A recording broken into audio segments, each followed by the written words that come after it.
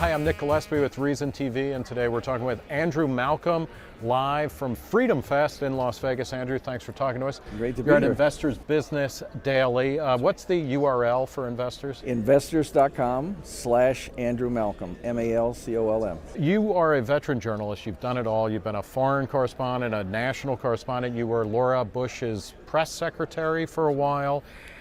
You thrived in the online world. When you were at the LA Times before you joined Investors Business Daily, you were this breakout blogger for them.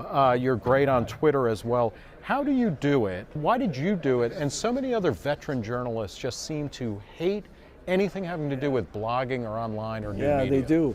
You know, when I got into journalism, which is back in the era of hot type, I mean, I went to university starting in 1962, journalism school. I really wanted to be a foreign correspondent, and I did that. But the reason I went into journalism was I wanted to learn something new every day.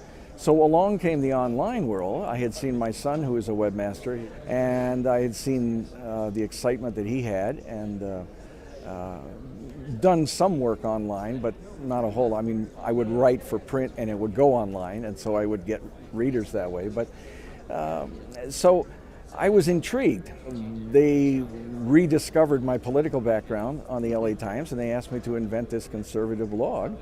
To their credit, and they backed me up 120%. So why are so many kind of stars of the legacy media world just like, we don't need that?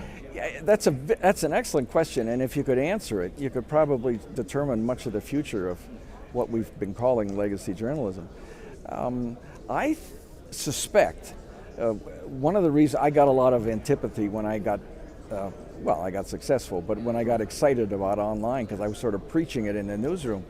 And I don't think they were excited about learning something new every day. I think they were comfortable knowing what they know and doing it very well.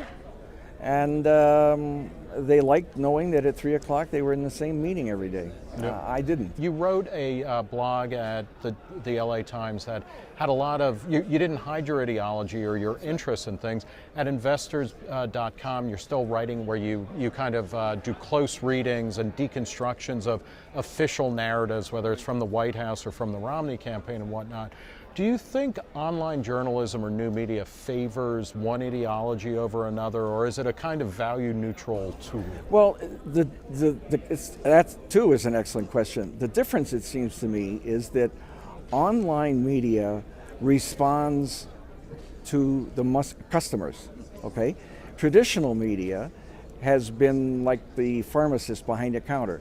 Every day we lined up, they were in their white coats, they knew what they were doing. They handed out their prescription news for the day. We took it and read it. Now we can make our own choices. Out in the parking lot, there's 100 alternatives that we could pick from. And so the ones that get the readers are successful. The ones that don't aren't.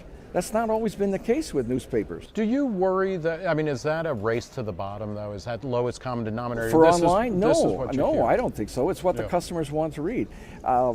My stuff isn't frivolous, but we do have fun. Yeah. And if you want to know how politics works from the inside, then you come to read mine, because I've been a journalist and I've been in politics. If you want to understand the intricacies of the healthcare policy, you probably don't come to me, but you'll have an alternative somewhere else. You don't have to wait for the newspaper to decide to assign a reporter to deconstruct the healthcare bill. A lot of people worry about the kind of state of affairs of mainstream media, large journalistic enterprises like the LA Times. So do I. Do you worry that the resources that they're able to bring to bear to stories, long-term and long-form investigative pieces, is that going to go away, or is that, in a world of online journalism or customer-centered journalism?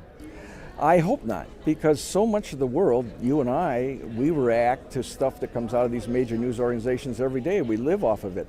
If you drive to work, you don't realize it, but 90% of what you hear on the radio has come right out of that morning's newspaper. So they are crucial in terms of generating news, generally unbiased, but yes, they have a slant. Okay, and then others chew on it and re-chew it and so on. And that presents the alternative for consumers to have.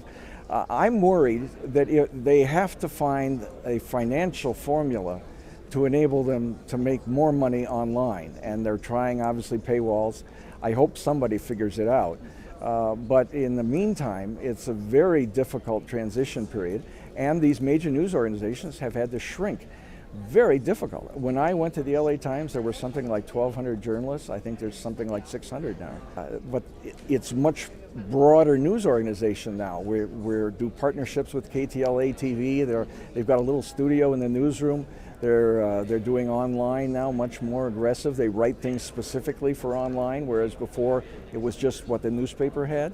So they are making adjustments, but it's very painful. It's very expensive, this news generating. You know, you want to send somebody overseas to a story, you're talking $1 million, and that's a lot of money if the movies aren't advertising with you so much anymore. Okay, thank you very much. Andrew Malcolm of Investors Business Daily. I'm Nick Gillespie for Reason TV.